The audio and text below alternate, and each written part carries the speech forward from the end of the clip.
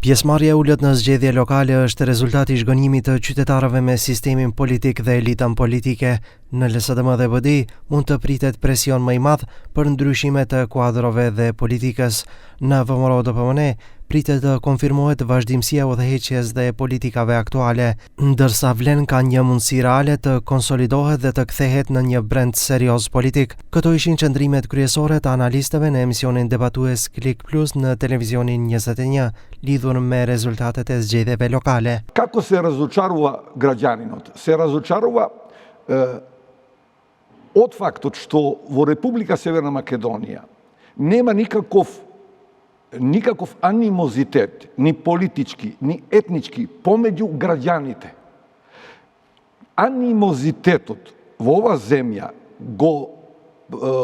go proizveduvat političkiot establishment, bilo koja da bide na vlast. Qytetarët shpesh votojnë në ndikimin e popularitetit të partive në pushtet.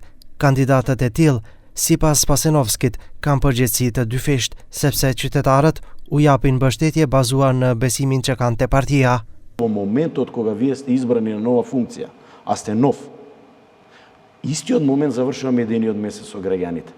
Врвот на медениот месец со граѓаните е на дента кога е прогласена вашата победа. Веќе следниот ден, следното утро, ви имате друг тип на насочени граѓани. Тие веќе не ви аплаудираат, туку ве анализираат. Тие веќе не се восхитуваат на големината на вашата победа, туку бараат резултати. Për Andrej Petrovin është e gabuar që zgjedhjet lokale të shndrohen në një referendum për zgjedhje të parakohshme parlamentare. Мислам дека е тоа погрешна теза дека локалните избори треба да бидат некаков референдум, па заради тој референдум да се бараат потоа предвидени парламентарни избори за граѓаните да се изјаснуваат за сосема друга тема. Локалните избори се значаен сегмент на демократијата. Тие се можност граѓанинот да го избере човекот до кој многу полесно ќе дојде отколку до некој министр. Sipas Petrovit, LSDM ka dalë keq në zgjedhje. Çdo përpjekje për të thënë se ky është rezultati i mirë është e gabuar, është rezultati i keq, deklaroi ai.